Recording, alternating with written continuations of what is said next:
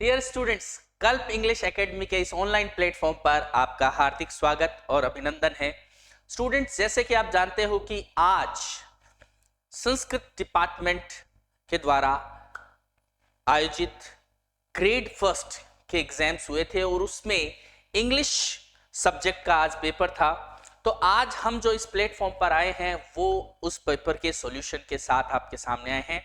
हालांकि हम जो है उस सॉल्यूशन में बहुत सारे एक्सप्लेनेशन दे सकते हैं, लेकिन क्वेश्चन नंबर ऑफ क्वेश्चंस इतने ज्यादा है, 150 क्वेश्चंस है, इसलिए हमें थोड़ा जल्दी चलना पड़ेगा ताकि हम एक सही लेंथ के वीडियो के साथ जो है वो अपनी इस ध्येय को, अपने एम को, अपने गोल को प्राप्त कर सके। स्टूडेंट, कल्प इंग्लिश एकेडमी के बारे में इतना बता दूं कि ये एक ऐसी एकेडमी है जिसके ऑनलाइन और ऑफलाइन दोनों कोर्सेज टीचर्स एग्जाम के लिए अवेलेबल है और संस्कृत डिपार्टमेंट के इस एग्जाम में भी हमारे कोर्सेज से बहुत सारे ऐसे क्वेश्चंस आए हैं जो हमारे द्वारा इंपॉर्टेंट बताए गए थे।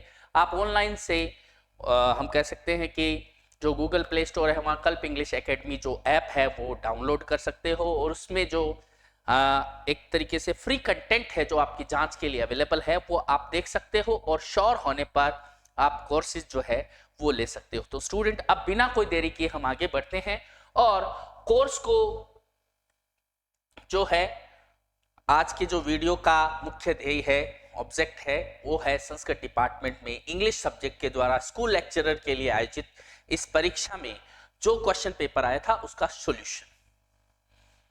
जी हाँ स्टूडेंट, पेपर आपके सामने स्क्रीन पर है और मैं वन बाय वन इनका आंसर जो है वो आपके सामने रख रहा हूं। जैसे कि मैंने बताया कि एक्सप्लेनेशन के लिए अभी उतना टाइम नहीं है, इसके कारण हम उस क्विक वे में ही इस वीडियो को कंप्लीट करने की कोशिश करेंगे। तो पहला क्वेश्चन है, who hosts an annual feast for young chimney sweepers. Young chimney sweepers के लिए एनुअल फीस्ट कौन ऑर्गेनाइज करता था? जो चार्ल्स लैम जो राइटर है उसके जो फ्रेंड थे जेम वाइट, वो उसके लिए जो चिमनी स्वीपर्स थे उनके लिए एक फीस्ट ऑर्गेनाइज करते थे। सेकंड नंबर जो क्वेश्चन है, the reason for Henchard's immediate liking for Donald Farfrae. Donald Farfrae को पसंद करने का हेंचार्ड का इमीडिएट रीजन क्या था? तो स्टूडेंट, इसका आंसर है कि Farfrae shares with Henchard a technique that makes ruined grain usable, और यही वो तुरंत एक इंस्टेंट वो कारण था जिसके कारण हेंचार्ड जो है वो फारफ्रे को पसंद करने लगा था। नेक्स्ट क्वेश्चन की तरफ हम आते हैं। The phrase brandished weapon of his art in the essay the praise of chimney sweeper refers to। यहां पर जो चिमनी स्वीपर के लिए यूज किया गया है अपना वेपन, और चिमनी स्वीपर चूंकि चिमनी स्वीपिंग का काम करते हैं इसलिए उनका जो वेपन है वो निश्चित रूप से ब्रश ही होगा। तो इसका आंसर नंबर 1 ब्रश होगा। नेक्स्ट जो क्वेश्चन है, fourth number question, the praise of chimney sweepers. In the praise of chimney sweepers, Lamb compares little professional notes of small chimney sweepers to। जी हाँ स्टूडेंट, इसका answer होगा a young sparrow. Beep पिप की आवाज जो है वो sweep sweep की आवाज जो चिमनी स्वीपर्स निकालते हैं उनसे मैच खाती है, इसलिए इसका आंसर होगा ए यंग स्पैरो। आगे बढ़ते हैं स्टूडेंट और नेक्स्ट क्वेश्चन की तरफ हम जाते हैं। नेक्स्ट क्वेश्चन है जो फिफ्थ नंबर क्वेश्चन। तो यहां पर देखिए, choose the correct answer to the given questions from the option that follow which of the following are true with regard to the mayor of Casterbridge। अब आपको यहां पर इस तरीके के जो स्टोरी से रिलेटेड कुछ फैक्ट्स दिए गए हैं जिसमें से आपको छांटना है कि कौन सा स्टेटमेंट ट्रू अनट्रू, इस तरीके के क्वेश्चंस जो है आगे भी आपके आ सकते हैं। तो यहां पर देखिए, Henchard real daughter was alive, जी नहीं, ये सही नहीं है। The novel is the story of a man of character, हम कह सकते हैं ये सही है। और Hardy prioritize character over fate and incident, बिल्कुल सही है। और the skimmity ride killed Lucetta, ये पॉइंट भी हम कह सकते हैं कि बिल्कुल जो है वो सही है। यानी पांचवें क्वेश्चन में, फिफ्थ नंबर क्वेश्चन में हमें करेक्ट आंसर देना है और नीचे जो है उसके ऑप्शंस दिए गए हैं। तो हम कह सकते हैं बी, सी और डी जो ऑप्शन है वो बिल्कुल सही है। तीनों ऑप्शन जो है वो बिल्कुल सही है। आगे बढ़ते हैं सिक्स्थ नंबर क्वेश्चन में, who is the biological father of Elizabeth in the mayor of Casterbridge. Elizabeth जो है वो दो रूपों में हमारे सामने आती है। एक एलिजाबेथ जो हेंचार्ड की बेटी है जिसकी डेथ हो जाती है, और उसके बाद जब सूजन न्यूसन के साथ चली जाती है तो उसके एक बेटी होती है जिसका नाम भी वो एलिजाबेथ रखती है। तो हम यहाँ पर कह सकते हैं कि रिचर्ड न्यूसन जो है वो एक्चुअल में बायोलॉजिकल फादर है एलिजाबेथ जेन के। आगे बढ़ते हैं स्टूडेंट। नेक्स्ट क्वेश्चन है fill in the blanks with the correct option. यहाँ पर करेक्ट ऑप्शन बताना है। Henchard sells his wife to, तो यहाँ पर आपको पता है कि वो न्यूसन को अपनी वाइफ को बेचता है जो एक्चुअल में एक सेलर होता है, तो इसका आंसर होगा ए सेलर। आगे बढ़ते हैं स्टूडेंट, और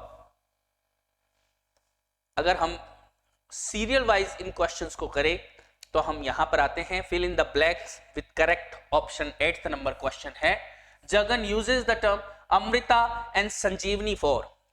इस तरीके के जो क्वेश्चन है वो हमारे ऐप पर जो क्लासेस अवेलेबल है उनमें स्पेशली ये देके जोर देके ये बताया गया है कि ये क्वेश्चंस आपसे पूछे जा सकते हैं। वीडियोस में ये सारी चीजें अवेलेबल है, वीडियोस पुराने हैं इसलिए आप उनको चेक कर सकते हो कि उनमें इस तरीके के बहुत सारे क्वेश्चंस हैं जिनको स्पेशली बताया गया कि एग्जाम में आ सकते हैं। और यहाँ पर मार्गोसा ट्री जो है वो आंसर होगा। मार्गोसा ट्री के लिए जगन जो है अमृता और संजीवनी जैसे एडजेक्टिव्स जो है वो यूज करता है। अब आगे बढ़ते हैं स्टूडेंट 9 नंबर क्वेश्चन में विच अमंग द फॉलोइंग। तो यहां पर जो है which among the following is not one of the themes taken in the novel vendor of sweets. तो यहां पर देखिए गांधीयन वे ऑफ लाइफ जो है वो वहां बताया गया, जगन उसको फॉलो भी करता है। मालगुडी एथिक्स और कनेक्शंस जो है वो जनरली नहीं बताए गए। तो एक बार हम पहले चार ऑप्शंस पढ़ते हैं। फादर सन रिलेशनशिप जो जगन और उसके बेटे माली के बीच का रिलेशन है वो भी बताया गया है। And clash between Indian and western culture, जो माली है वो वेस्टर्न कल्चर का सिंबल है जबकि जगन जो है इंडियन कल्चर का सिंबल है, और दोनों के बीच क्लैश होता है, तो ये भी इसकी थीम है। तो हम कह सकते हैं मालगुडी एथिक्स और कनेक्शंस जो है वो सही आंसर होगा क्योंकि ये इसकी थीम में शामिल नहीं है। तो स्टूडेंट आगे बढ़ते हैं 10th नंबर क्वेश्चन में चूज द करेक्ट ऑप्शन। तो अपने को सही ऑप्शन यहां पर ढूंढना है। Who choose the correct option में who revealed in the court that Henchard had sold his wife to a sailor. Court में ये किसने बताया था कि हेंचार्ड ने अपनी वाइफ को किसी सेलर को बेच दिया। तो जो फॉर्मेटिव वुमन है जो न्यूसेंस क्रिएट करती है, पुलिस उसको पकड़ के ले जाती है, हेंचार्ड के कोर्ट में उसको प्रेजेंट किया जाता है, तो वो ये आरोप लगा देती है कि ये वो आदमी जो जज की सीट पर बैठा है इसने ही कई सालों पहले अपनी ही वाइफ को बेच दिया था। तो फॉर्मेटिव वुमन उसका सही आंसर होगा। आगे बढ़ते हैं स्टूडेंट्स। क्वेश्चन है conquer test and you will have conquer the self. ये जो चीज है, ये जो डायलॉग है, ये एक्चुअल में जगन जो वेंडर ऑफ स्वीट्स में वो ये बोलता है। तो ये जो लाइंस है वो किसको बताती है, तो ये उसके कंट्रोल, रेस्टोरेंट और बैलेंस्ड लाइफ जो है उसको बताती है। क्योंकि अगर कोई व्यक्ति अपने जीभ पर नियंत्रण रखेगा, हर चीज नहीं खाएगा, तो ऐसे समझिए कि उसने खुद को ही जीत लिया है। तो रेस्टोरेंट एंड बैलेंस जो है हम कह सकते हैं इसका सही आंसर होगा। आगे बढ़ते हैं स्टूडेंट 12th नंबर क्वेश्चन में। तो यहां पर आप देखिए चूज द करेक्ट ऑप्शन। अपने को करेक्ट ऑप्शन ढूंढना है। विच of the following is Gothic novel. तो लिटरेचर के पोर्शन में अगर आप कल्प इंग्लिश एकेडमी के जो वीडियोस है उनमें देखोगे तो ये क्लियरली बताया गया है कि गॉथिक नॉवल कौन सा है। तो हार्डी का जो नॉवल है वो रीजनल नॉवल है, जबकि इसलिए ये सही आंसर नहीं है। आर के नारायण का द वेंडर ऑफ स्वीट्स है, ये भी रीजनल नॉवल है एक तरीके से, ये भी सही नहीं है। वॉलपोन्स द कास्टल ऑफ ओट्रेंटो जो है ये एकदम सही आंसर है। द पिकविक पेपर्स जो कि डिकिंस के हैं वो भी सही आंसर नहीं है। तो Walpole's the castle of Otranto जो है इसका सही आंसर रहेगा। Next is what is the subject of the book the sweet of vendor written and intends to publish. तो यहां पर देखिए स्वीट्स ऑफ जो वेंडर ऑफ स्वीट्स है जगन, वो कौन सी बुक जो है वो पब्लिश करना चाहता है। तो स्टूडेंट्स उसका सही है कि वो प्राकृतिक जो इलाज है उस पर आधारित अपनी बुक नेचुरोपैथी जो है उसको जो है मार्केट में पब्लिश करना चाहता है। तो यहां पर सही आंसर होगा नेचुरोपैथी। उसके बाद आगे बढ़ते हैं 14 number question choose the correct option. तो यहां पर अपने को करेक्ट ऑप्शन चुनना है। It makes coherent sense on literal और primary level signification and at the same communicates a second correlated order of signification. तो अबव लाइन डिफाइंस, ये लाइंस किसको डिफाइन करती है? तो जिसका एक ऊपर मीनिंग अलग होता है और आंतरिक मीनिंग जो है वो अलग होता है। तो ये जो डेफिनेशन है ये निश्चित रूप से एलिगरी को डिफाइन करती है। तो एलिगरी इसका सही आंसर होगा। स्टूडेंट, इसी रूप में हम आगे के क्वेश्चंस की तरफ जाते हैं। 15 नंबर क्वेश्चन जो है वो हमारे लिए यहां पर तैयार है हमारे सामने स्क्रीन पर। Choose the correct option to the following question of by filling in the blank. तो यहां पर अपने को सही आंसर ढूंढना है। It arises out of folk literature and it transmitted orally. It is a narrative species of folk songs. तो ये फोक सॉन्ग्स की नैरेटिव स्पीसीज है और फोक लिटरेचर से ये आई है। तो निश्चित रूप से ये बैलेड होगी, जो कि स्टोरी होती है वर्ड्स में किसी हीरोइक पर्सन की या किसी इंपॉर्टेंट इंसिडेंट को बताया जिसमें जाता है। तो बैलेड इसका सही आंसर होगा। नेक्स्ट जो है क्वेश्चन वो भी एक बहुत अच्छी स्टडी से रिलेटेड है। जिसने बहुत अच्छी स्टडी की है वही इसका आंसर दे सकता है। Doctor Johnson in his dictionary 1755 defines the literary form as narrative comprising narrations not acted but rehearsed. It is usually supposed to be heroic or to contain one great action achieved by a hero. What is he referring to? तो हम यहाँ पर कह सकते हैं कि चूंकि great action से रिलेटेड है इसलिए एपिक इसका जो है वो सही आंसर होगा। यहां पर मैं आपको बता दूं कि मैं थोड़ा क्विक वे में ये काम करवा रहा हूं, आपको आंसर्स जो है बता रहा हूं। हालांकि इन पर एक बहुत अच्छी एक्सप्लेनेशन जो है पॉसिबल हो सकती है, लेकिन इससे लेंथ जो है वीडियो की बहुत ज्यादा बढ़ जाएगी। 17 नंबर क्वेश्चन आपके सामने है। Petrarch sonnet were first initiated in England in form and primary subject matter a doting lovers hopes and pains by।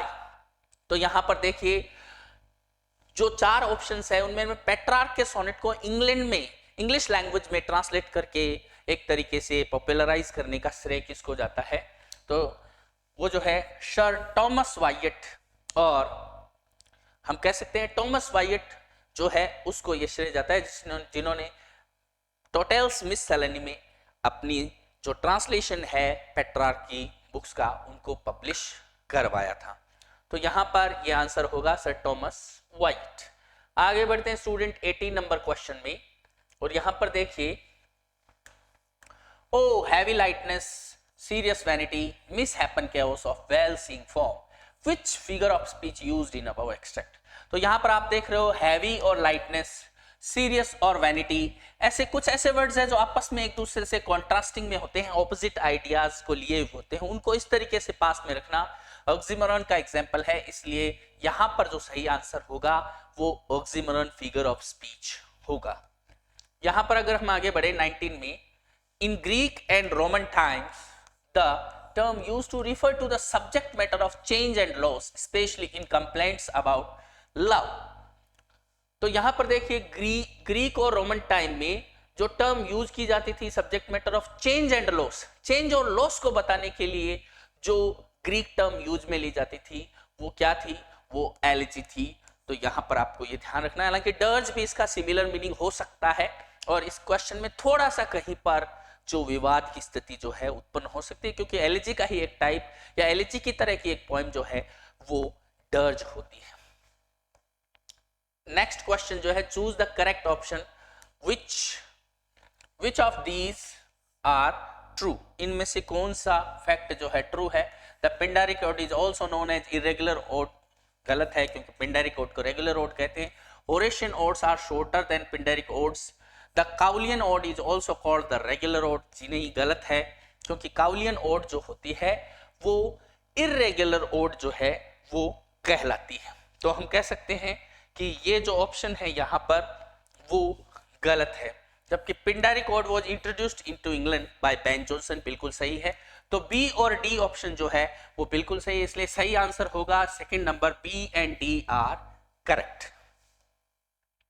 Student इस रूप में अगर हम आगे बढ़े तो आगे के जो क्वेश्चन है हमने अभी तक 20 क्वेश्चंस जो है वो कर लिए हैं। तो इससे आगे के क्वेश्चन की तरफ हम बढ़ते हैं और उसका आंसर जानते हैं।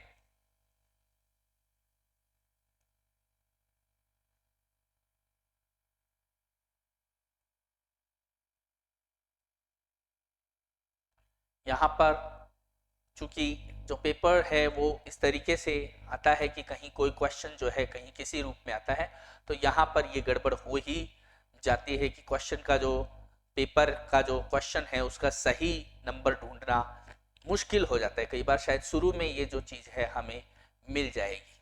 तो यहाँ पर आप देखिए स्टूडेंट, हम 21 नंबर क्वेश्चन को जो है वो करते हैं, और 21 नंबर क्वेश्चन जो है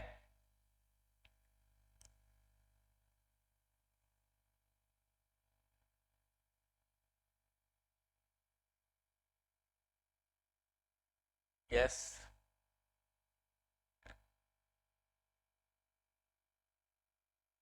ये रहा, हम पहुंच गए हैं। तो यहाँ पर देखिए, choose the correct option to fill in the blank. All the perfumes of Arabia will not sweeten this little hand is an example of. ये बहुत ही रिनाउंड एग्जाम्पल है, और हमारे जो वीडियोस है उसमें फिगर्स ऑफ स्पीच में हाइपरबोली के एग्जाम्पल में इसी एग्जाम्पल को हमने लिया है जो आप आज आपके एग्जाम में आया हुआ है। हाइपरबोली का एग्जाम्पल है, सही आंसर होगा हाइपरबोली, जो मैकबेथ से लिया गया है। विच of the following literary composition is based on cosmic irony. Cosmic irony जो आयरनी का एक टाइप होता है जिसमें हम कह सकते हैं कि जो ब्रह्मांडीय शक्तियां होती है वो किसी कैरेक्टर के साथ पूरा करना चाहती है, ऐसा लगता है। और test of the Durber village जो कि नॉवल है वो इसका एक बड़ा एग्जाम्पल है। कॉस्मिक आयरनी का test of the Durber village जो आपको याद रखना है, ध्यान रखना है। आयरनी के जो अलग अलग टाइप्स होते हैं उन्हीं में एक टाइप है कॉस्मिक आयरनी।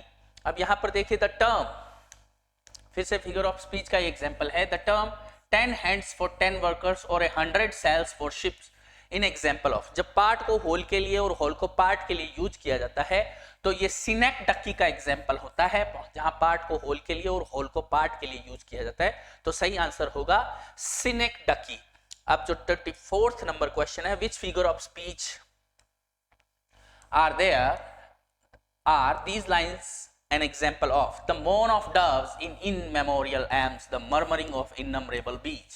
तो यहां पर देखिए कि जो साउंड है जो पक्षियों की या किसी गिरने की, उसको वर्ड रूप में एक्सप्रेस करना ओनोमेटोपोइया का एग्जांपल है। ये एग्जांपल भी हमारे जो वीडियोस अवेलेबल है फिगर्स ऑफ स्पीच के हमारे ऐप पर, उसमें यही एग्जांपल लिया गया है जो फिर से आपके हम कह सकते हैं कि एग्जाम में दिखाई दिया है। तो ऐसे बहुत सारे क्वेश्चंस है जो सीधे के सीधे जो इंपॉर्टेंट बताए हुए हैं या जो एग्जाम्पल रूप में लिए हुए हैं उनसे आए हुए हैं। तो ओनोमेटोपोइया का इसका सही आंसर जो है वो होगा। इसके बाद अगर हम जाएं 25th नंबर जो क्वेश्चन है, what is the correct phonetic transcription of tranquil. तो यहां पर देखिए स्टूडेंट 3 नंबर जो है ट्रैंक्विल, जिसमें ng, t, r और i, विल, इस तरीके का जो फिगर जो ट्रांसक्रिप्शन किया हुआ है वो सही आंसर है। 3rd नंबर आंसर इसका सही है। और यहां पर देखिए करेक्ट फोनेटिक ट्रांसक्रिप्शन फिर से पूछा है जजमेंट का, तो यहां पर 2nd नंबर जो ऑप्शन है जजमेंट, जो इस तरीके से जो है वो बताता है, जजमेंट जो है उसको बताता है। तो ये सही ऑप्शन होगा, जो यहां पर 2nd नंबर एग्जाम्पल है वो इसका सही आंसर है। नेक्स्ट क्वेश्चन है the phonetic transcription of the word air is. तो यहां पर देखिए स्टूडेंट, जो एयर या ए या एयर, ये सही इसका आंसर है एयर। 3 नंबर जो ऑप्शन है ए आ, तो यहां पर ये ऑप्शन जो है वो इसका सही एग्जाम्पल है, और 3rd नंबर ऑप्शन यहां पर ये दिया हुआ है। नेक्स्ट अगर हम बात करें तो ये फिर से the one radley the last of its clan that dances as often as dance it can. तो यहां पर ये लाइंस कौन से फिगर ऑफ स्पीच का एग्जांपल है। तो जब हम ऐसी चीजों को जो पर्सन नहीं है उनको पर्सन की तरह ट्रीट करते, उनके एक्टिविटीज के साथ, लिम्स के साथ या सेंसेस के साथ देखते हैं, तो इस तरीके का जो फिगर ऑफ स्पीच होता है वो पर्सोनिफिकेशन होता है। तो ये लाइन पर्सोनिफिकेशन का एग्जाम्पल है। अगर हम आगे बढ़े 29 नंबर क्वेश्चन में, तो यहां पर देखिए वेव ऑफ एंथुसियाज्म और a storm of abuse in example hope. जी स्टूडेंट, ये मेटाफोर के एग्जाम्पल है, ये आपको ध्यान रखना है। इन चीजों पर एक्सप्लेनेशन दी जा सकती है, लेकिन अभी मैं इस मामले में ऑब्लाइज्ड हूं, मैं ऐसा कर नहीं सकता क्योंकि काफी लंबा टाइम जो है इन चीजों को एक्सप्लेन करने में लग जाता है। मैं जल्दी ही इन चीजों को लेकर आपके सामने एक वीडियो लाऊंगा जिससे आपको इनके जो बड़े बड़े एग्जाम्पल्स हैं जो अक्सर एग्जाम में पूछे जाते हैं उनके बारे में जानकारी दी जाएगी। आगे बढ़ते हैं स्टूडेंट, 30th नंबर जो क्वेश्चन है वो अगला हमारा क्वेश्चन होगा, तो आपको ये ध्यान रखना है 30 नंबर क्वेश्चन देखो देखना है।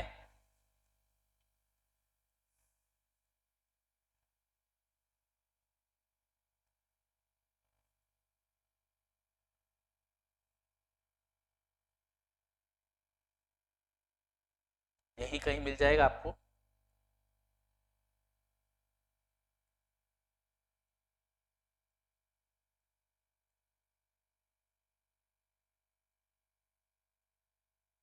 यस, ये आपके सामने है 30 नंबर क्वेश्चन जो है, choose the option with the correct primary stress on the given word examiner. तो यहां पर आप देखिए एग्जामिनर जो सेकंड ऑप्शन है वो बिल्कुल सही ऑप्शन है। इसी तरह which syllable is correctly stressed in the word commiserate. जो कमिजरेट वर्ड है उसमें किस जगह पर सही जो है स्ट्रेस लगा है, तो उसका आंसर होगा कि एम जो साउंड है, जो सेकंड सिलेबल है कमिजरेट, तो वहां म पर जो मैक की जो साउंड है, मी जो सिलेबल है उस पर सही रूप में स्ट्रेस लगा हुआ है, तो इसका आंसर जो 4 है वो सही होगा। इसके साथ हम आगे बढ़ते हैं। By using a varieties of different characters in different voices Eliot in the Wasteland manage to achieve. तो यहाँ पर देखिए एक तरीके से वो एक काइंड ऑफ ओमनिशंट नरेशन जो है वो हम कह सकते हैं वो बनता है। बहुत सारी वॉइसेस को ऐसे देखने से ऐसे लगता है उसको सब कुछ पता हो, हालांकि यहाँ पर ऑथोरिटेटिव हो बनता है, लेकिन यहाँ पर जो सही आंसर है काइंड ऑफ ओमनिशंट नरेशन जो है ज्यादा सटीक बैठता है हमारे अनुसार। नेक्स्ट जो ऑप्शन है उसको भी आपको ध्यान देना है नेक्स्ट क्वेश्चन के रूप में। Choose the correct transcription of the given word from the option that follow. तो यहां पर देखिए स्टूडेंट, जस्टिस जो वर्ड है उसको सही रूप में हमारे सामने हमें पहचानना है। तो जस्टिस का जो एग्जाम्पल है सही फोनेटिक ट्रांसक्रिप्शन वो इस रूप में हमारे सामने आता है जस्टिस। तो ये जो है ये सही ऑप्शन जो है सेकंड नंबर इस पेपर में हमारे सामने है। उसके बाद make the primary word stress. तो यहाँ पर प्राइमरी वर्ड स्ट्रेस जो है वो हमें लगाना है ताकि हम सही रूप में जान सके कि प्राइमरी वर्ड स्ट्रेस कौन से वर्ड पर सही लगा है। तो क्विंटेसेंस जो है उसमें टी टेस जो हम कह सकते हैं कि जो सिलेबल है उस पर सही रूप में वर्ड स्ट्रेस को पुट किया गया है। इसके बाद हम आगे बढ़ते हैं 34 से हम बढ़ते हैं 35 की तरफ। The birthday party representation. तो यहां पर आप देखिए बर्थडे पार्टी एक्चुअल में जो एग्जिस्टेंशियल प्रॉब्लम है और जो ऑन्टोलॉजिकल डिलेमा है उसको प्रेजेंट करती है। ये दोनों ऑप्शन सही है, जबकि इंडस्ट्रियल रेवोल्यूशन के कारण होने वाली प्रॉब्लम को किसी रूप में हमारे सामने नहीं रखती। इसलिए हमें ऐसा लगता है कि इसमें ऑप्शन जो 1 और 2 है वो बिल्कुल सही है, आपको इसमें ध्यान रखना है। हालांकि कई बार इन चीजों में कुछ जो डाउट्स है वो आते हैं, लेकिन हमारे हिसाब से यही सही आंसर है। उसके बाद देखिए student, the recurring phrase those are pearls that were his eyes in the Wasteland is an allusion to which of the following Shakespeare's play. तो यहाँ पर आपको ध्यान रखना है कि ये जो लाइंस है वो द टेम्पेस्ट से ली गई है। तो टेम्पेस्ट की ये लाइन है और ये शेक्सपियर का जो प्ले है वहां से वेस्टलैंड में ली गई है। आगे बढ़ते हैं student, next question 37 number question है, who is the Smyrna merchant in the poem the Waste Land. तो आपको पता है मिस्टर यूजिनाइट्स जो है वो होमोसेक्सुअल दिखाए गए इसमें, और वो ही सिमरना नाम की जगह के मर्चेंट है। तो मिस्टर यूजिनाइट इसका सही आंसर होगा। अगर हम अब आगे बढ़े 38 नंबर क्वेश्चन में, तो उसके क्वेश्चंस के जो आंसर है उनको देखते हैं 38 नंबर क्वेश्चन से।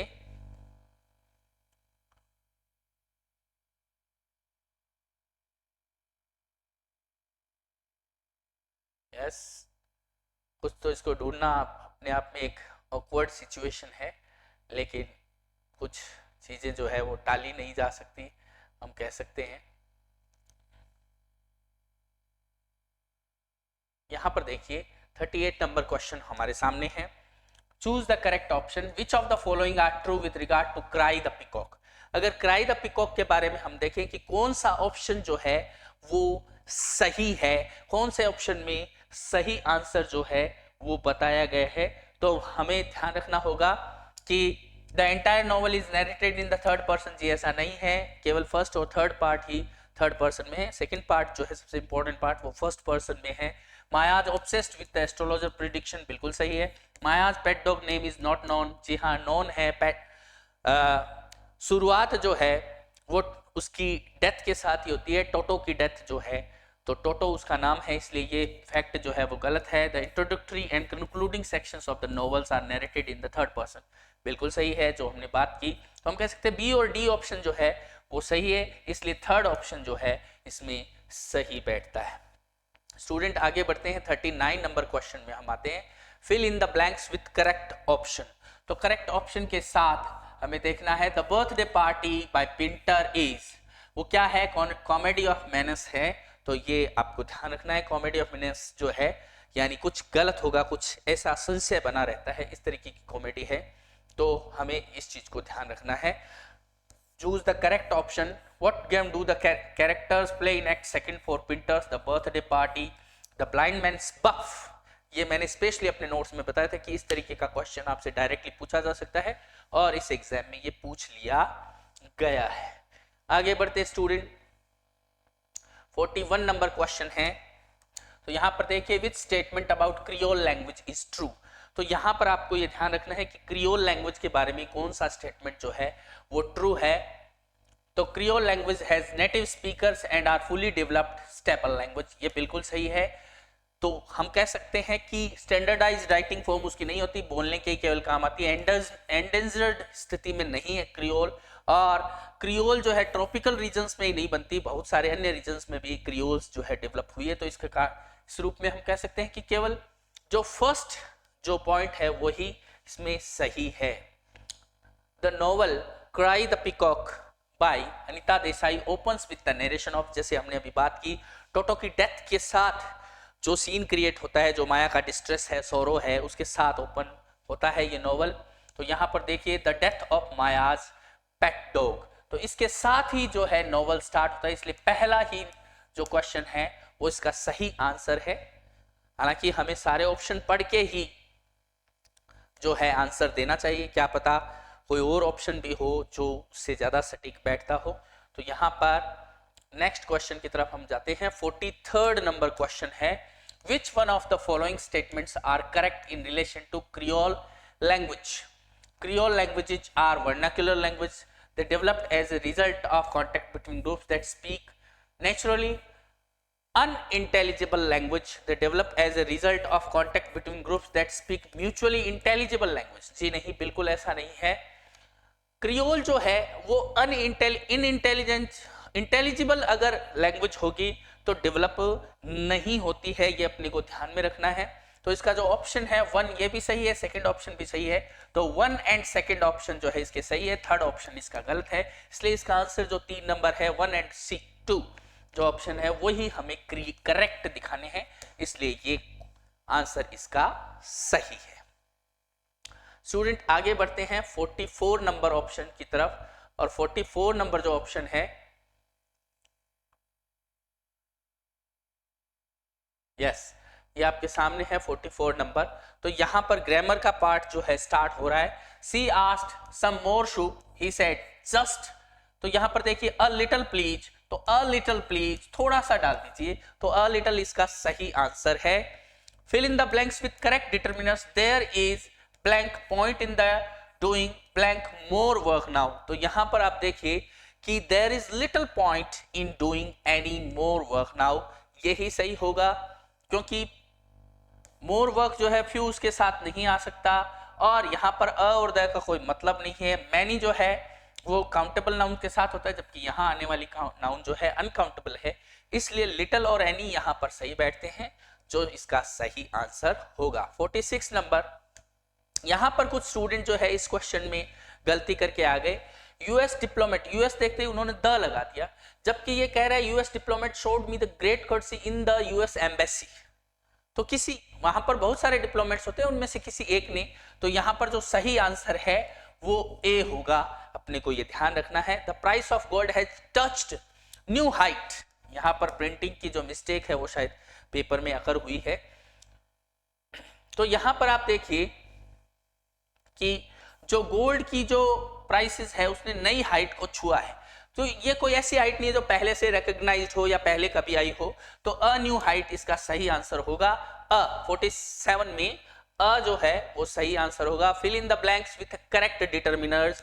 तो यहां पर आप देखिए his ideas are difficult but people understand them. तो यहां पर देखिए हिज आइडियाज डिफिकल्ट है, लेकिन फिर भी कुछ लोग, पीपल चूंकि काउंटेबल नाउन है इसलिए अ फ्यू जो है यहां पर सही आंसर आएगा। मच या नॉट एनी नहीं आएगा, क्योंकि ऑलरेडी ये सेंटेंस पहले नेगेटिव था जिसको एक अफर्मेटिव टोन देने की कोशिश की गई है बट के द्वारा, और द फ्यू यहां पर नहीं आ सकता। अ फ्यू जो है वो सही आंसर इसमें होगा।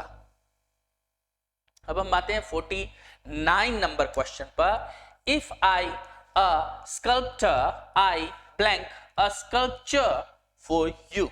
तो यहां पर आप देखिए ये हाइपोथेटिकल कंडीशन यानी जिस जो इमेजिनरी कंडीशन होती है उसका एग्जांपल है, जहां पर इफ कंडीशन, इफ जो सेक्शन है हम कह सकते हैं इफ जो क्लोज है उसमें बी की फॉर्म के रूप में वर का यूज होगा, जबकि यहाँ would could might plus first form यानी वुड मैन, तो यहाँ मैड वुड के साथ आई, वैसे भी गलत हो गया। वोज और मैड ये यहाँ इमेजिनरी सेंटेंस है तो वर का यूज होगा, तो ये जो है ये गलत है। केवल वर और वुड मैक जो है वो सही ऑप्शन है। क्वेश्चन नंबर 50 देखिए, सूजन ब्लैंक हिम 3 डॉटर्स। तो यहां पर देखिए स्टूडेंट जो सही आंसर होगा हैज बोर्न होगा। हैज बोर्न जैसा कुछ होता नहीं, हैव बोर्न प्लूरल में आती है, यानी कहने का मतलब हैव का यूज जो है प्लूरल में होता है, ये बेयर जन्म देने की सही फॉर्म नहीं है, तो हैज बोर्न जो है वो सही आंसर होगा। यहां पर आप देखिए स्टूडेंट 51 नंबर क्वेश्चन है, फिर से ग्रामर से रिलेटेड है। ही अस्लीप वाइल ही, तो यहां पर अपने को दोनों जगह सही वाइल जो कनेक्टिव्स है उसके दोनों तरफ ब्लैंक दिए हुए, तो हम कह सकते हैं एक तरफ पास्ट सिंपल और दूसरी तरफ जो है पास्ट कॉन्टिन्यूस का यूज होगा। दोनों तरफ पास्ट कॉन्टिन्यूस भी आ सकते हैं जब हम कॉन्ट्रास्टिंग रूप में किसी चीज को दिखाना चाहे, तो यहां फेल और वॉज स्टार्टिंग जो है वो सही आंसर होगा। Next question, we are having terrible rains this year. तो यहां पर आप देखिए स्टूडेंट यहां ए नहीं हो सकता क्योंकि टेरिबल रेन्स है, और अगर आगे देखिए एन भी नहीं हो सकता। द टेरिबल रेन तो ऐसी तो रेन है नहीं कि जो हमें एक्सपेक्ट की थी या जिसके बारे में हमने बात की थी, ऐसा कुछ नहीं है। जीरो आर्टिकल का यूज यहां पर होगा, जीरो आर्टिकल यहां पर आएगा, कोई आर्टिकल यहां पर यूज नहीं होगा। आगे हम बात करते हैं fill in the blanks with correct option. तो यहां पर देखिए I would rather she me before borrowing my car. तो यहां पर वुड रादर के बाद अगर दूसरा सब्जेक्ट आ जाता है तो जो यहां पर टेंस है वो बदल जाएगा और शी हैड आस्क्ड का यूज जो है पास्ट परफेक्ट का यूज यहां पर हो जाएगा। तो ये बिल्कुल अपने को ध्यान रखना है, हैड आस्क्ड जो है वो सही ऑप्शन जो है वो होगा। अगर हम आगे बात करें 53 के बाद हम 54 नंबर क्वेश्चन की बात करते हैं।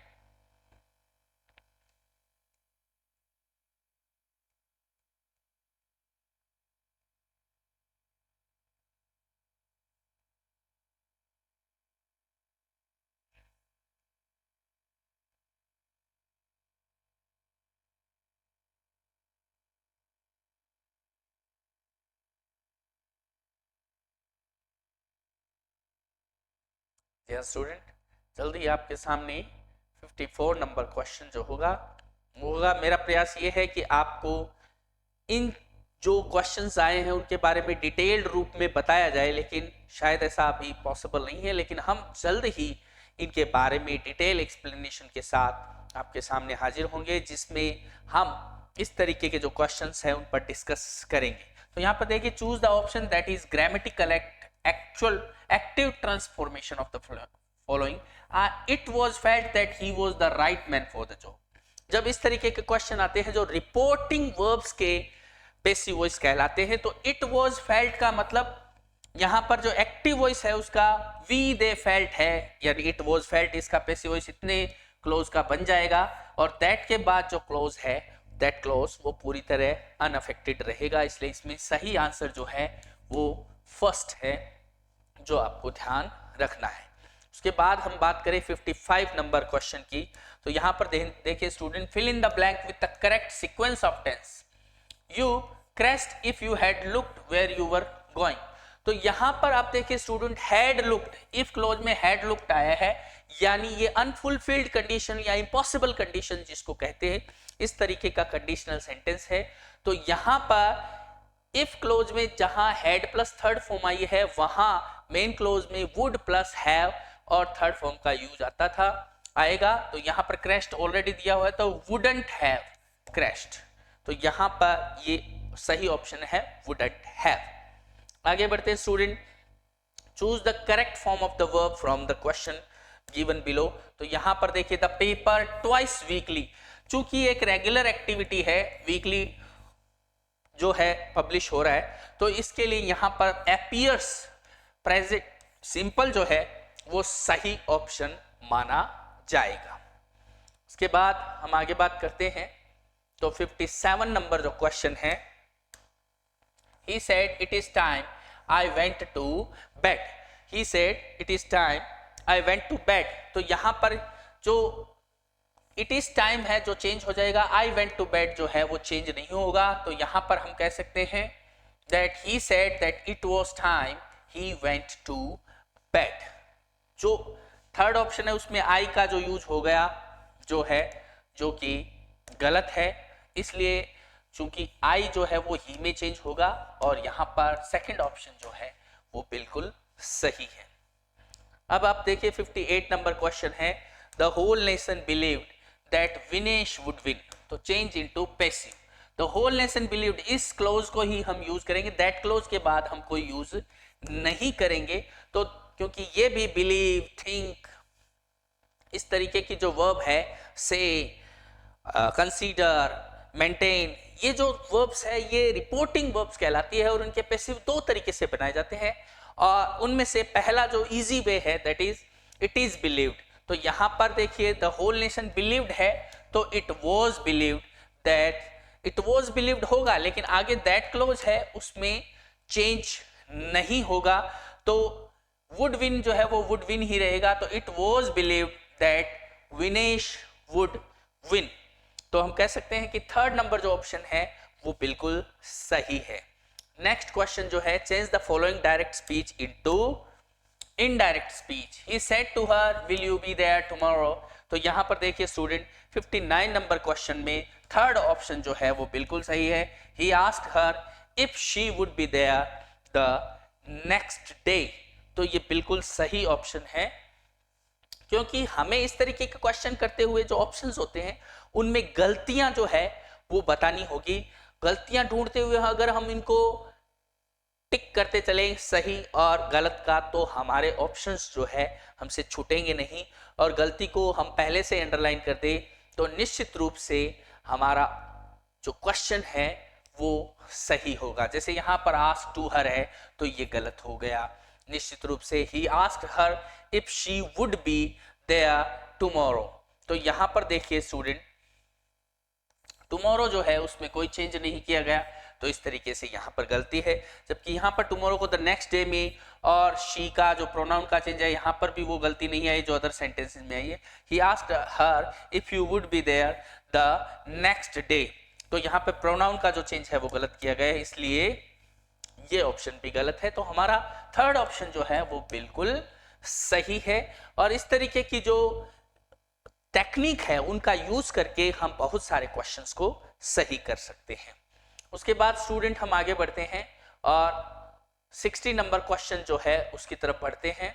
और 60 नंबर जो क्वेश्चन है वो जल्द ही हमारे सामने होगा और हम उससे अपनी जर्नी को जारी रखेंगे।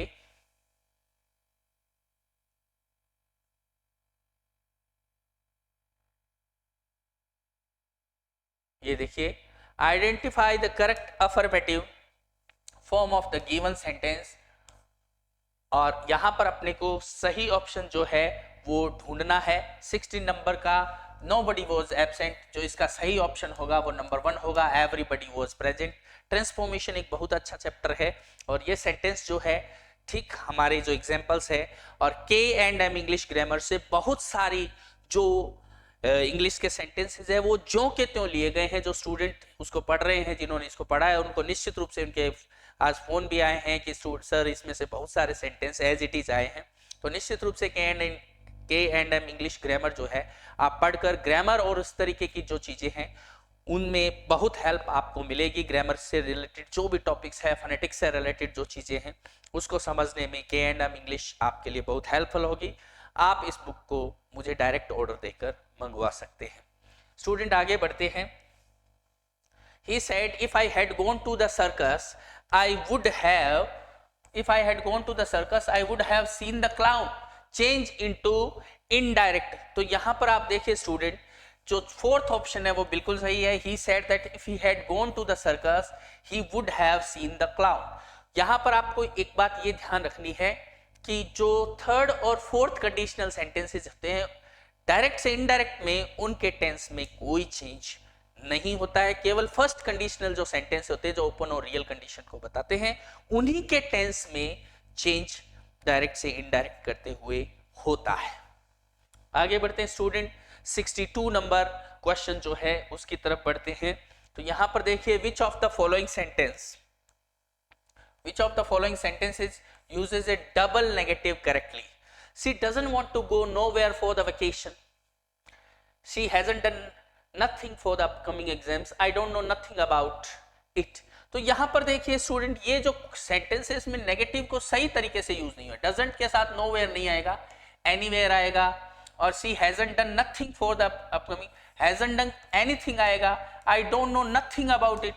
तो यहां पर ये don't know anything about it होगा, तो ये सेंटेंस में डबल नेगेटिव करेक्टली यूज नहीं किया गया। तो यहां पर आप देखिए नॉट भी आया है और इनफ्रीक्वेंट भी आया है, यानी ऑपोजिट वर्ड का यूज हुआ है और नॉट का यूज हुआ है। तो यहां पर डबल नेगेटिव को सही रूप में यूज किया गया है, जो निश्चित रूप से सही है।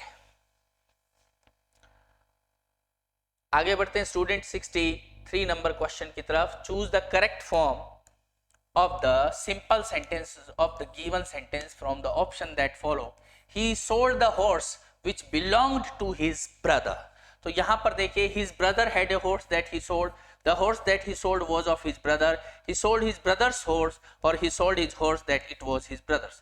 तो यहां पर देखिए सिंपल सेंटेंस में चेंज करना है। सिंपल सेंटेंस में एक सब्जेक्ट और एक फाइनाइट वर्ब होती है जो अपने को ध्यान रखना है, और जो केवल हम कह सकते हैं कि थर्ड नंबर ऑप्शन में ही है, he sold his brother's horse।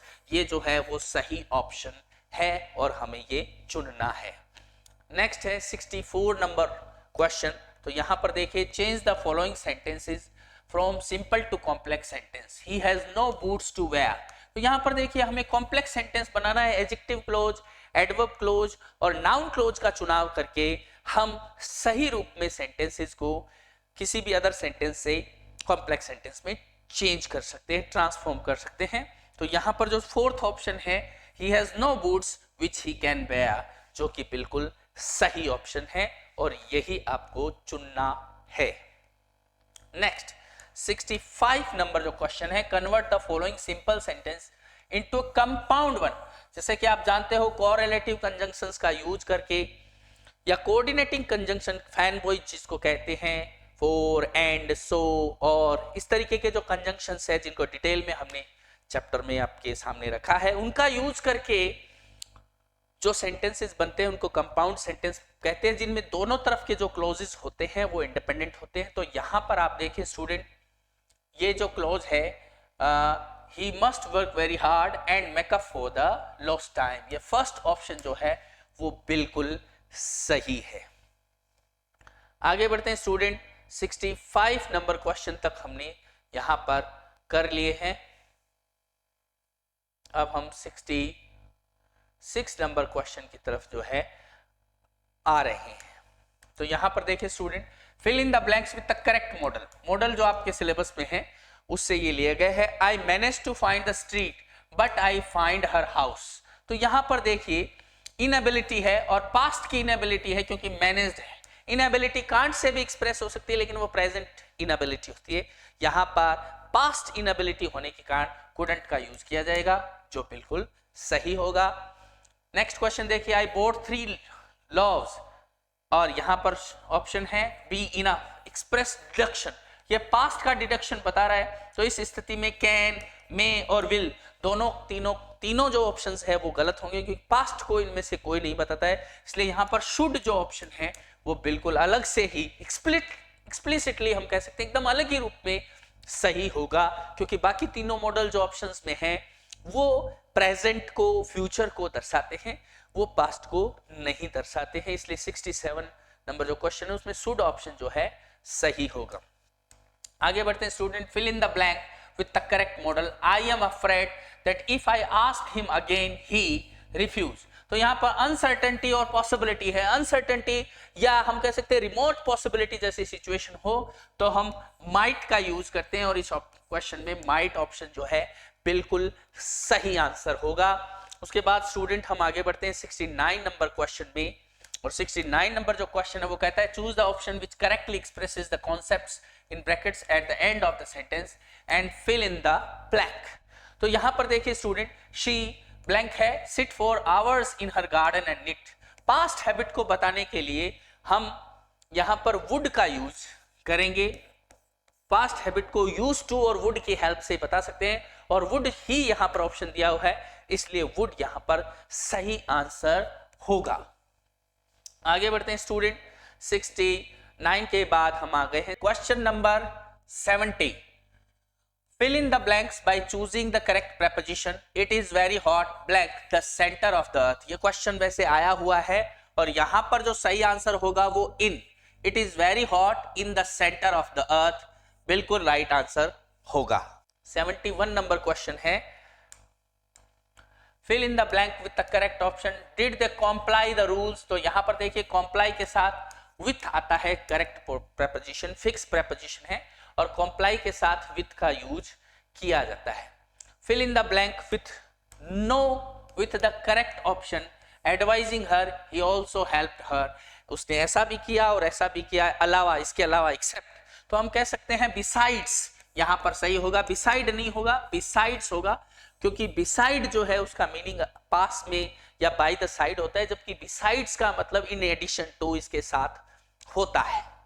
आगे बढ़ते हैं स्टूडेंट 73 नंबर ऑप्शन पर, और ये कहता है fill in the appropriate modal in the blank. On the other side of the wood there was a field that he cross to reach his home. Immediate obligation है, और immediate obligation जो है उसमें हम कह सकते हैं कि एक ऐसा ऑब्लिगेशन जो तुरंत हो, जो करना ही हो। यहां पे भी ये क्वेश्चन जो है वो थोड़ा सा कंट्रोवर्शियल हो सकता है, क्योंकि ought to से भी इमीडिएट ऑब्लिगेशन लगता है, और मस्ट से भी जो ऑब्लिगेशन है वो लगता है। तो यहां पर इस क्वेश्चन में कंट्रोवर्सी हो सकती है, बाकी मस्ट ऑप्शन जो है वो बिल्कुल सही है। आगे बढ़ते हैं student, fill in the blank with the correct modal auxiliary. He didn't, और ब्लैंक है, be reminded about it. Absence of necessity है, तो एब्सेंस ऑफ नेसेसिटी में नीड टू का यूज हुआ है। He didn't need to be reminded about need to, क्योंकि ये नेसेसिटी को या एब्सेंस ऑफ नेसेसिटी को नहीं बताते, इसलिए 74 नंबर क्वेश्चन में डिडंट के बाद नीड टू का ही ऑप्शन जो है वो सही होगा। आगे बढ़ते हैं स्टूडेंट, 75 नंबर जो क्वेश्चन है,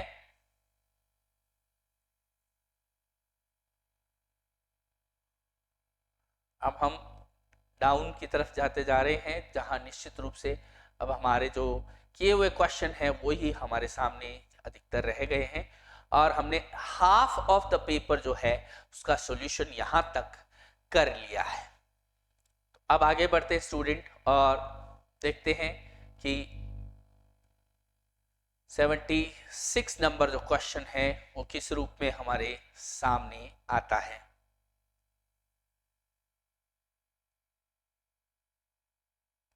ये 75 नंबर जो क्वेश्चन है वो आपके सामने, fill in the blank with the correct preposition.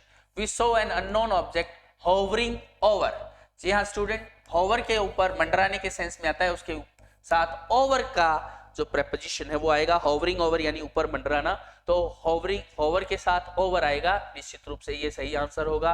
76 number जो क्वेश्चन है, fill in the blank with the correct phrasal verb. You will have to work very hard today to the time you wasted yesterday. ये phrasal verb का question है, और मेकाफोर जो है, जो किसी चीज को क्षतिपूर्ति करना या कोई चीज जो हमसे नुकसान हो गया उसके बदले में, तो यहाँ पर work very hard today to make up for जो है, मेक आउट का मतलब जहां अंडरस्टैंड होता है, और मेक फॉर अप जैसा कोई एक्सप्रेशन नहीं होता, इसलिए मेक अप फॉर जो है वो सही एक्सप्रेशन है। और फ्रेजल वर्ब के अपने वीडियो में मैंने अपने ऐप में ये बिल्कुल बता रखा है कि ये बहुत इंपॉर्टेंट फ्रेजल वर्ब है, और निश्चित रूप से एग्जाम में भी ये आपके सामने है। यहां पर आगे बढ़ते हैं student. Select the correct preposition for the blank. He was happy to be all his university friends again. तो यहां पर देखिए यूनिवर्सिटी फ्रेंड्स के बीच में दोबारा होकर, तो यहां पर अमंग का यूज आएगा जो सही ऑप्शन होगा। आगे बढ़ते हैं student. Fill in the most appropriate preposition. फिर से क्वेश्चन जो है प्रेपोजिशन का है। Are you any good tennis, तो good at, bad at, clever at, इनके साथ एट का यूज होता है, तो एट जो है वो सही ऑप्शन होगा। आगे बढ़ते हैं स्टूडेंट, और यहां पर आप देखिए 79 नंबर क्वेश्चन आपके सामने है। Choose the correct meaning of the idiom a golden calf from the option given below. तो ये जो गोल्डन काफ जो हम कह सकते हैं कि इडियम है, ये हिब्रू लैंग्वेज से आया हुआ है इंग्लिश में, बाइबलिकल एल्यूजन इसके पीछे है। तो यहां पर an unworthy object of worship जो है इसका सही आंसर होगा। आगे बढ़ते हैं स्टूडेंट 80 नंबर क्वेश्चन पर। Choose the correct meaning of the phrasal verb get around from the option given below. तो यहां पर परसुएड और कॉक्स होगा, किसी व्यक्ति को मना लेना, अपनी जो प्रस्ताव है, प्रपोजल है, जहां वो मना कर रहा था या अनविलिंग था, उसको इसके लिए मना लेना, गेट अराउंड आएगा। आगे बढ़ते हैं स्टूडेंट 81 नंबर क्वेश्चन और 82 नंबर क्वेश्चन को देखते हैं। तो 81 नंबर में है choose the correct option to replace the underlined part of sentence. The joke caused no amusement. तो यहां पर जिससे कोई जोक से कोई हंसा नहीं, तो जोक जो है वो कोई इफेक्ट क्रिएट नहीं कर सका, इसलिए फॉल फ्लैट, यहां चूंकि सेकंड फॉर्म है तो यहां फेल फ्लैट आ जाएगा जो सही आंसर होगा, 2 नंबर ऑप्शन। आगे बढ़ते हैं। The meaning of the following idiom is give yourself airs. तो यहां पर देखिए गिव योरसेल्फ एयर्स, तो एक्ट प्रिटेंशियसली और स्नोबिशली, दिखावे का या पाखंड का व्यवहार करना, ऊपर से अपने आप को कुछ बड़ा दिखाते हुए इस तरीके से व्यवहार करना को गिव योरसेल्फ एयर्स कहते हैं। तो यहां पर जो फर्स्ट ऑप्शन है एक्ट प्रिटेंशियसली और स्नोबिशली सही ऑप्शन होगा। आगे बढ़ते हैं स्टूडेंट, और 83 नंबर जो हमारा क्वेश्चन है उसकी तरफ बढ़ते हैं।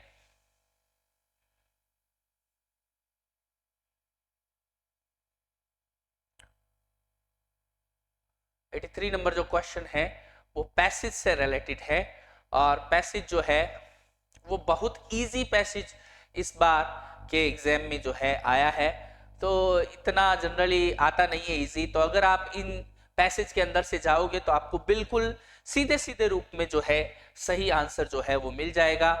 तो यहां पर जो पहला क्वेश्चन है, what according to paragraph can not have a respect for himself.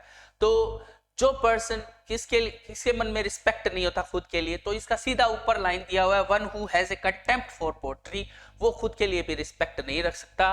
तो सीधा ऑप्शन आपको पैसेज पढ़ते ही 10th के स्टैंडर्ड में भी जैसे पैसेज आते हैं, शायद कई बार इससे मुश्किल पैसेज आते हैं, इतना इजी पैसेज फर्स्ट ग्रेड में मैंने बहुत कम ही देखा है, लेकिन इस बार ये आया है। उसके बाद 84 नंबर क्वेश्चन है, what gives birth to poetry. तो सीधा सीधा है एसेंस ऑफ ब्यूटी और पावर और हार्मनी जो है इसका सही आंसर होगा, जो कि सीधे लाइन के रूप में हमारे सामने आता है।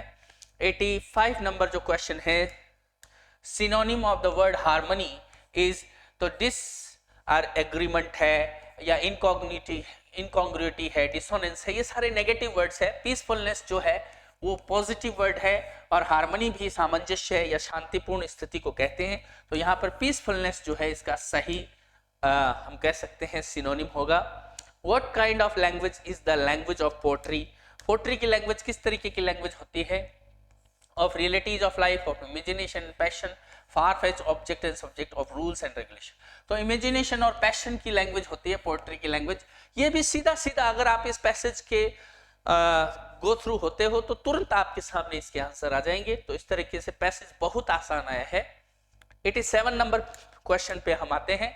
When writing a précis, one should avoid which of these rules?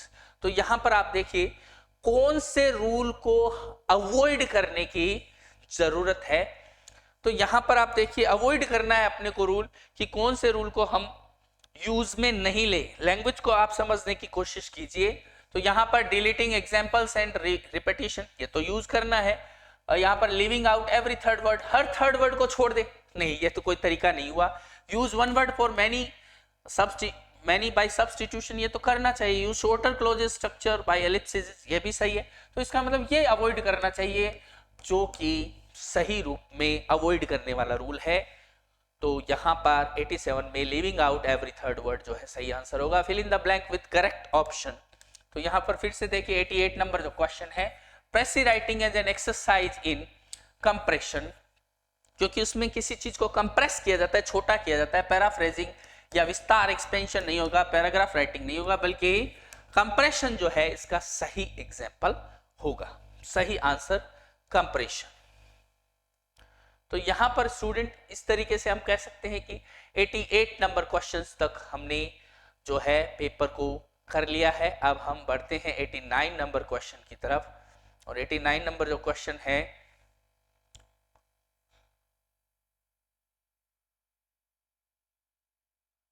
अब हम अगर डाउनवर्ड जाएंगे तो निश्चित रूप से हमारा सही ऑप्शन हमारे सामने होगा। जो हम 89 नंबर क्वेश्चन सर्च कर रहे हैं वो हमारे सामने आ जाएगा। 89। तो यहां पर आप देखिए student, to achieve a personal tone in letter writing one should, क्या करना चाहिए पर्सनल टोन को अचीव करने के लिए? तो यहां पर ये जो आंसर है, right in a natural conversational style, that is the right answer. हमें पर्सनल टोन अचीव करने के लिए नेचुरल और कन्वर्सेशनल स्टाइल में लिखना चाहिए। अवॉइड पर्सनल, ये जो बाकी ऑप्शंस है वो सही नहीं है।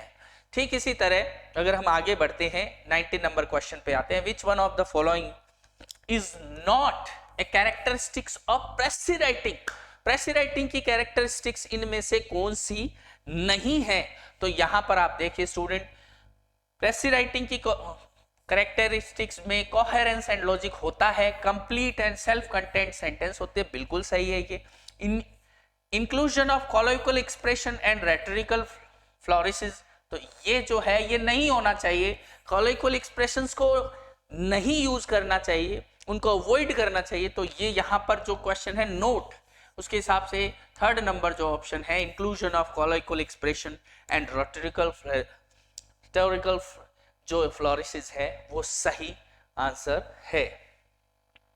91 नंबर जो क्वेश्चन है उसको देखते हैं। While choosing a title for your précis, the best way is to, number one, think of some words or phrase that will sum up briefly the main subject of the passage. तो यहां पर आप देखिए कि while choosing a title for your précis, best way क्या है? Some word or phrase that will sum up briefly the main subject of the sentence, बिल्कुल सही है। Look for a key sentence that may be found in the beginning or the end of the sentence, जी ये एक गलत तरीका है। और make the title as informative as possible, title ऐसा हो जो पूरे पैसेज के बारे में जानकारी देने वाला हो। तो फर्स्ट और थर्ड जो है वो सही, इसमें हम कह सकते हैं ऑप्शन है 1 एंड थर्ड जो ऑप्शन है वो बिल्कुल सही है। इसके बाद स्टूडेंट हम आगे बढ़ते हैं और 92 नंबर क्वेश्चन पे आते हैं। Which one of the following is correct sequence for the form of letter? Letter की फॉर्म के लिए जो सही सीक्वेंस है वो क्या है? द हेडिंग है, ग्रीटिंग है, सैल्यूटेशन है, बॉडी ऑफ द लेटर है, सब्सक्रिप्शन है, एड्रेस ऑन द एनवेलप है। जी हाँ, ये इसमें सही आंसर है। हालांकि अपने को सारे ऑप्शंस पढ़ने चाहिए, लेकिन मैं चूंकि आपको यहाँ आंसर्स बता रहा हूँ केवल, तो उसमें मैं इतना टाइम नहीं लगा रहा हूँ। लेकिन बाकी अगर आप देखेंगे तो यहाँ पर आप देखिए salutation, heading, address on the envelope, ये एड्रेस आ गया एनवलप पे, जबकि सब्सक्रिप्शन और बॉडी ऑफ द लेटर है वो हुआ ही नहीं, ये बाद में आए हैं। तो अगर आप इसको देखोगे हेडिंग और एड्रेस ऑन एनवलप, तो ये भी गलत हो गया। और एड्रेस ऑन द एनवलप सबसे पहले इसने जो सबसे लास्ट वाला काम है वो लिख दिया, इसलिए ये सारे ऑप्शन जो है वो रॉन्ग है, केवल फर्स्ट ऑप्शन जो है वो सही है। और लेटर राइटिंग के बारे में हमारे जो नोट्स है और हमारे जो वीडियोस है उसमें हर चीज के बारे में आपको बहुत डिटेल के साथ बहुत अच्छे से K&M इंग्लिश ग्रामर में भी बताया गया है, और साथ ही साथ कल्प इंग्लिश एकेडमी के अपने ऐप पर भी इन सभी चीजों को बहुत अच्छे ढंग से जो है सब्सक्राइब किया गया है, एक्सप्लेन किया गया है। और आप उस चैनल को या उस ऐप को सब्सक्रिप्शन उसका लेकर, जो कि अभी दीपावली ऑफर के साथ चल रहा है, बहुत चीजों को सीख सकते हो, मास्टराइज कर सकते हो अपने नेक्स्ट एग्जाम के लिए। यहां पर देखिए स्टूडेंट, नेक्स्ट है a good letter should not be. तो यहां पर देख लिए ग्लैरिंगली ओपिनियनेटेड नहीं होना चाहिए, बहुत ज्यादा ओपिनियंस ऐसे नहीं होने चाहिए जो अपने ओपिनियंस ज्यादा दिखाए जाएं। कर्टसली पोलाइट होना चाहिए, बिल्कुल सही, क्लियरली रिटन होना चाहिए और ब्रीफली स्टेटेड होना चाहिए।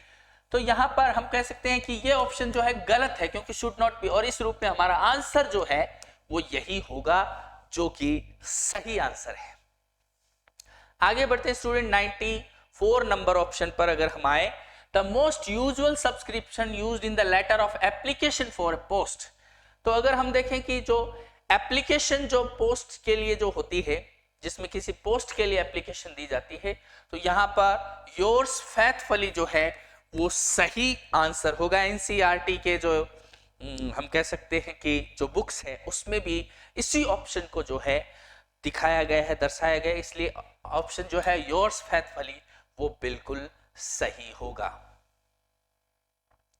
अगर हम 95 नंबर पेज पर आए, तो यहां पर आप देखिए student, a report must always be formal in its tone, language and presentation, formal in its tone, language and presentation, a formal presentation of available information। तो अगर आप यहां पर देखिए, रिपोर्ट इनफॉर्मल नहीं हो सकती, फॉर्मल भी होनी चाहिए और अवेलेबल इंफॉर्मेशन भी उसके अंदर होनी चाहिए। तो हम कह सकते हैं कि 95 नंबर पे जो आंसर है उसमें सेकंड एंड थर्ड जो ऑप्शन है वो बिल्कुल सही आंसर है इसके लिए।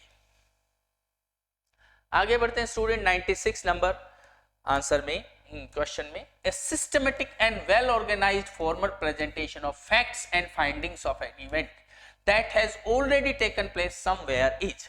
तो आप यहां पर देखेंगे कि ये जो क्वेश्चन आया है वो ऊपर वाले क्वेश्चन का ही एक कॉपी है या अलग वर्ड्स में कहा गया है, तो ये सीधी सारी बचा पाते हैं वो रिपोर्ट के मामले में सही है। तो टेंडर और सर्कुलर जैसे ऑप्शंस जो कंफ्यूजन क्रिएट कर सकते हैं वो हमारे सिलेबस में ही नहीं है, तो कुछ जगह पर अपना थोड़ा दिमाग भी लगाना होता है। इस तरीके की चीजों में लॉजिक तरीके से भी हम क्वेश्चन को हल कर सकते हैं। ऊपर वाले जो ऑप्शंस है उनमें ये सारी बातें बताई हुई है, तो रिपोर्ट से संबंधित है, तो निश्चित रूप से इसका आंसर भी ए रिपोर्ट ही होगा। तो यहां पर आगे बढ़ते हैं स्टूडेंट, आप जानते हैं कि the letter Cs, 3 C's in the report don't include, तो कंसिस्टेंसी उसमें है, कंसेक्वेंशियलिटी भी उसमें शामिल है जिसको कोहेरेंट कहा गया है, क्लैरिटी शामिल है, क्रूडिटी उसमें शामिल नहीं है क्योंकि ये एक मेरिट नहीं है, डीमेरिट है, इसलिए ऐसा नहीं होना चाहिए, इसलिए ये ऑप्शन जो है यहां नॉट इंक्लूड के रूप में सही है। आगे बढ़ते हैं student, which one of the following is generally not found in the format of written report. Written report में हमें क्या चीज नहीं मिलती, तो इंट्रोडक्शन मिलता है, बॉडी और कंक्लूजन भी मिलता है, एग्जीक्यूटिव समरी भी मिलती है, लेकिन सैल्यूटेशन और ग्रीटिंग्स नहीं मिलती जो कि लेटर में होती है, इसलिए ये ऑप्शन जो है वो बिल्कुल सही है। आगे बढ़ते हैं स्टूडेंट, 99 नंबर जो क्वेश्चन है जो लिटरेचर की तरफ हमें ले जाते हैं। John Donne enlists several impossibilities in the first stanza of the poem Go and Catch a Falling Star. Choose the one which has not written in the first stanza. First stanza अगर हमने थोड़ा सा ध्यान से देखा हो तो हम बता सकते हैं कि क्या क्या चीजें फर्स्ट stanza में शामिल नहीं है, कौन सी चीज, तो pilgrimage of 10,000 days and nights, ये फर्स्ट स्टेंजा में नहीं है, लेकिन जो इम्पॉसिबिलिटीज है, चाहे finding out the cause of devil's cleft foot हो या कैच ए फॉलिंग स्टार हो, हियर मरमेड सिंगिंग हो, ये सारी चीजें फर्स्ट स्टेंजा में ही शामिल है, जबकि ये चीज जो है लेटर स्टेंजा में है, इसलिए यही ऑप्शन जो है वो सही होगा।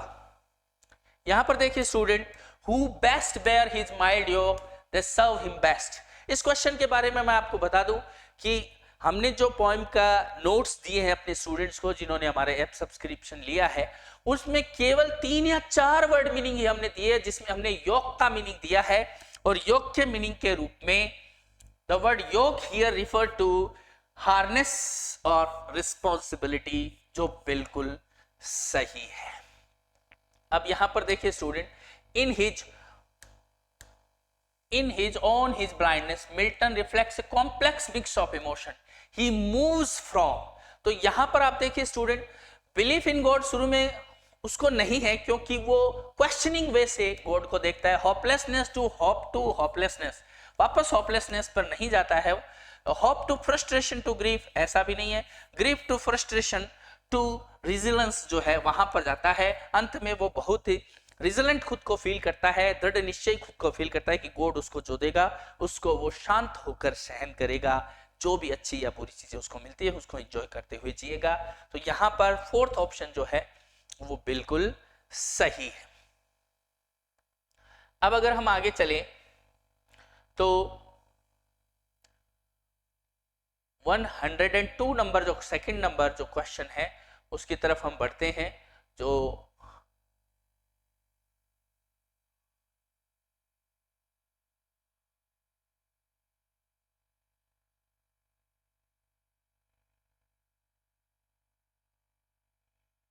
पेपर में क्वेश्चन को ढूंढना भी अपने आप में कई बार तो ऐसा लगता है बड़ी महाभारत सी है। तो यहाँ पर आप देखिए स्टूडेंट 127 पर हमें यहाँ पर 115 और 108 नंबर जो क्वेश्चन है वो आपके सामने है।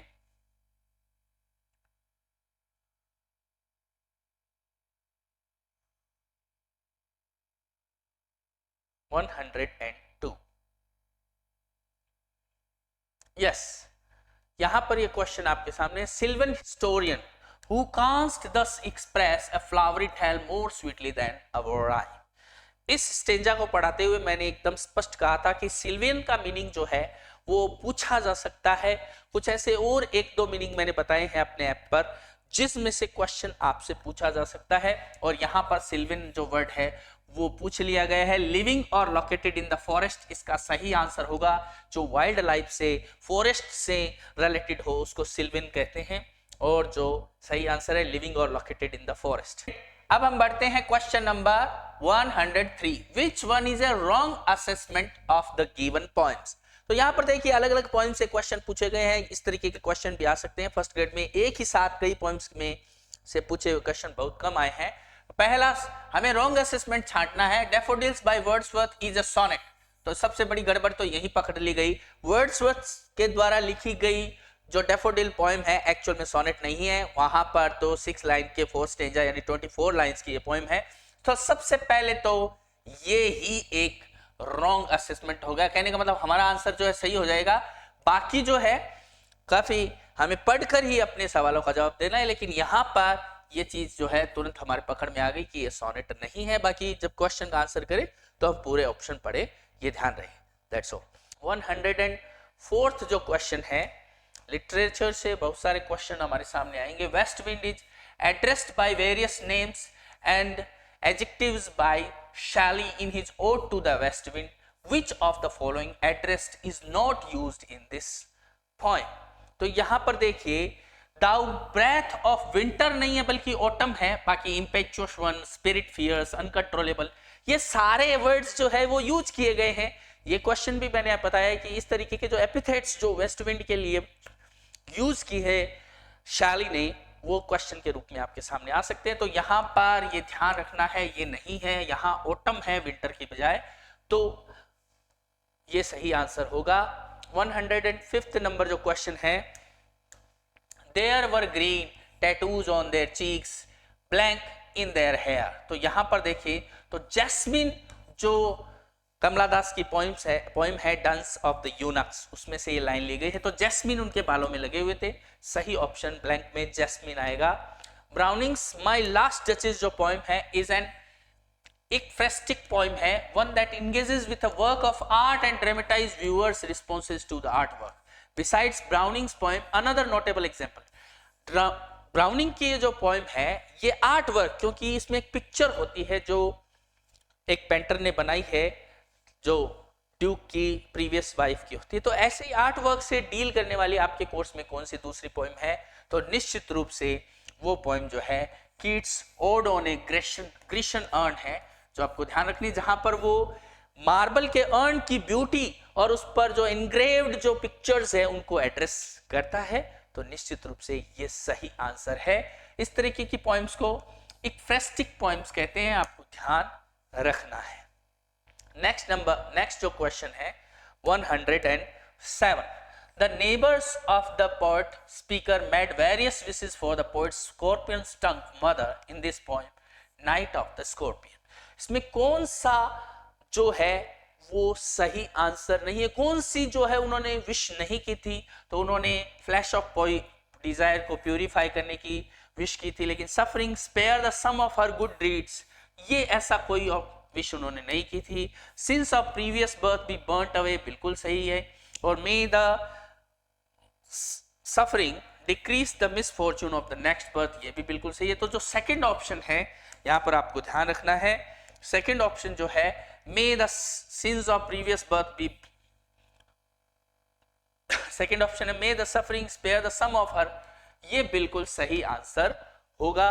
107th जो क्वेश्चन है वो हमने यहां पर कंप्लीट कर लिया है। अब 108th जो ऑप्शन है वो हम अब करने जा रहे हैं।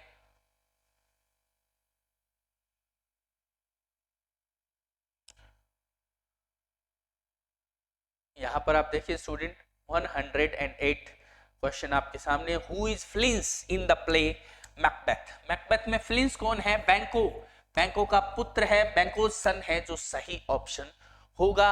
इसके बाद where does Macbeth fortify himself to fight against Malcolm in the last act of the play, तो आपको मैं बता दूं डनसिनन हिल पर उसका जो किला था, जो फोर्ट था, वहां पर वो अपने आप को फोर्टिफाई करता है।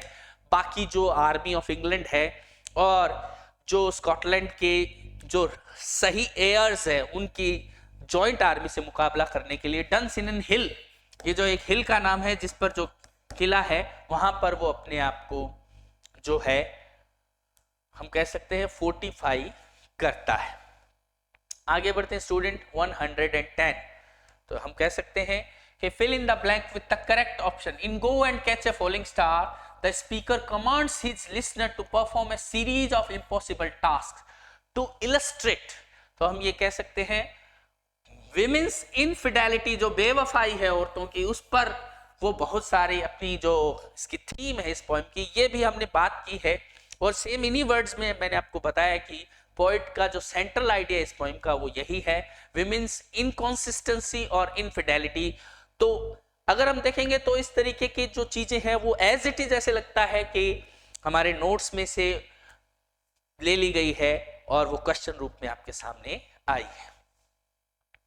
अगर हम आगे देखें 111 जो क्वेश्चन है, in Shakespeare's play Macbeth who among the following is not a thane to Scotland, तो यहां पर आप देखें एंगस, मैकडफ, लेनॉक्स, ये सारे थैन्स ऑफ स्कॉटलैंड है, केवल सिटोन जो है वो उनमें से नहीं है, थैन ऑफ स्कॉटलैंड नहीं है, इसलिए ये इसका सही आंसर होगा। मैकबेथ के अंदर से काफी क्वेश्चंस आए हैं, तो यहां पर ये इसका सही ऑप्शन है। अब यहां पर देखते हैं match the following couples on the basis of your reading Shakespeare as you like it, तो अगर आप देखें तो ओलिवर के साथ सीलिया का सही ऑप्शन है और ऑर्लैंडो के साथ रोजलिंड का सही ऑप्शन है, लेकिन सिल्विया के साथ ऑड्री नहीं है बल्कि फीबे है, और टचस्टोन के साथ ऑड्री है।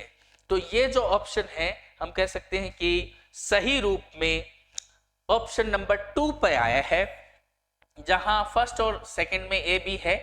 तो अगर हम ए बी देखें तो ये ऑप्शन भी अपने को यहां और यहां दिखते हैं, लेकिन थर्ड में सी और फोर्थ में डी नहीं है बल्कि थर्ड में डी और फोर्थ में सी है, इसलिए सेकंड ऑप्शन जो है वो सही आंसर के रूप में माना जाएगा।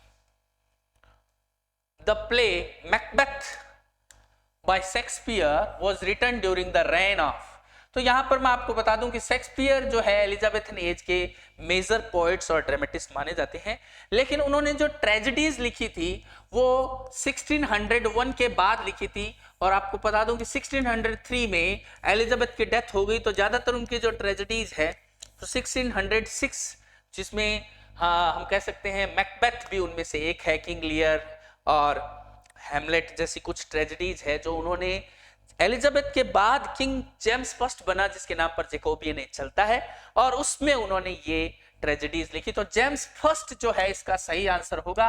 एलिजाबेथन एज सोचकर आप एलिजाबेथ अगर करते हो तो ये आपको ये क्वेश्चन को गलती की तरफ ले जा सकता है। उसके बाद in the famous interlude in Macbeth act 2 scene 3 the porter scene who is admitted to castle of Inverness, who is admitted to castle of Inverness, why is are he they there, तो यहां पर आप देखिए porter scene में जो actual में उठाने के लिए आते हैं वो मैकडफ और लेनॉक्स आते हैं, जो कि किंग डंकन को सुबह जल्दी उठाने के लिए आए। They have come to wake King Duncan. Third option जो है वो बिल्कुल सही है। उसके बाद हमने 114 जो क्वेश्चन है वो कर लिए हैं, और उसके बाद देखिए आपके सामने 115 number question. Choose the correct option. Who is Jaques de Boys in as you like it. As you like it के क्वेश्चन अब हमारे सामने हैं। तो एज यू लाइक इट एक कॉमेडी है, शेक्सपियरियन कॉमेडी है। तो यहां पर जैक्स डी बॉयज कौन है, तो आपको पता होगा कि जैक्स डी बॉयज एक्चुअल में सर रोलैंड डी बॉयज का सेकंड सन है, और ऑरलैंडो जो है उसका बड़ा भाई है। तो यहां पर जो second son of Rowland de Boys जो ऑप्शन है वो सही है।